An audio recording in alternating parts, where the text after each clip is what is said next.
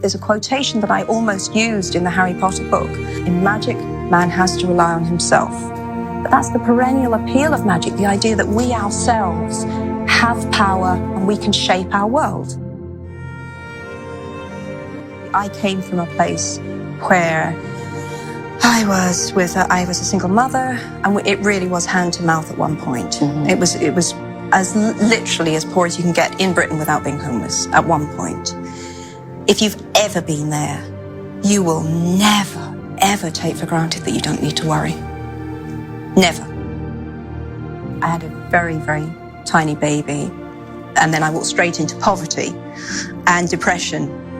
Clinical depression is a terrible place to be because it's not sadness. Sadness is not a bad thing, you know, to cry and to feel, but it's that cold absence of feeling. It's even the absence of hope that you can feel better. That really hollowed out feeling, that's what the dementors are.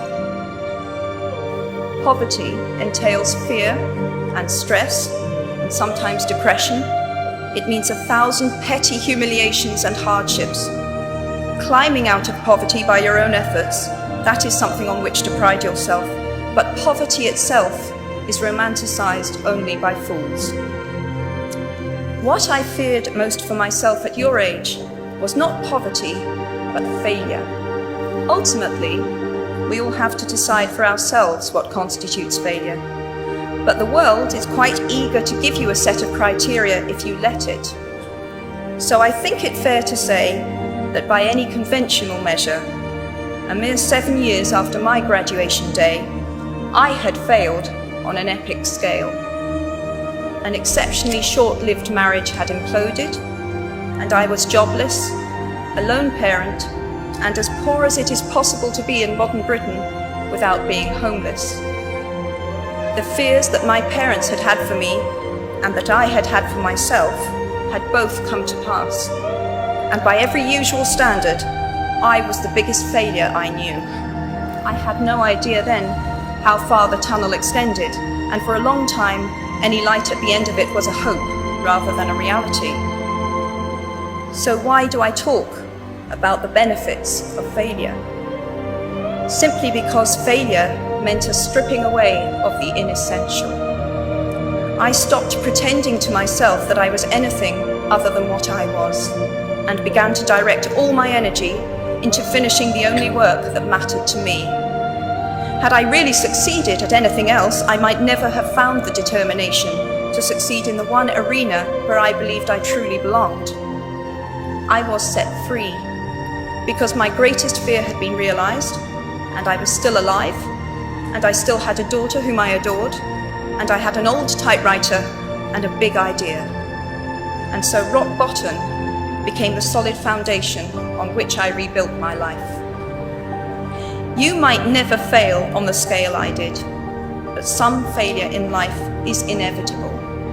It is impossible to live without failing at something, unless you live so cautiously that you might as well not have lived at all, in which case you fail by default. So given a time turner, I would tell my 21-year-old self that personal happiness lies in knowing that life is not a checklist of acquisition or achievement.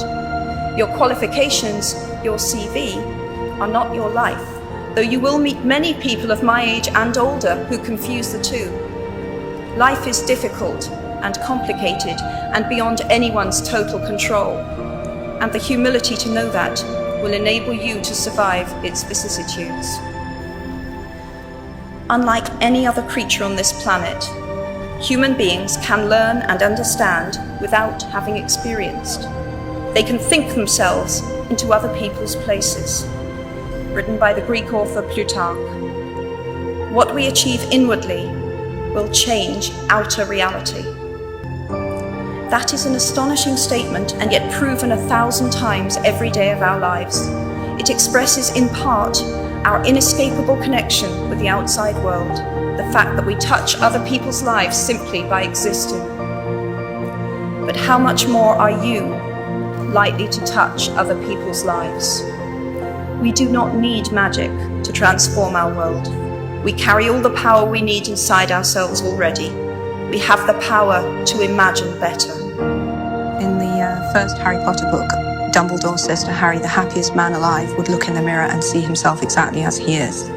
So I would have to say that I'm pretty close. As is a tale, so is life. Not how long it is, but how good it is what matters. I wish you all very good lives. Thank you very much.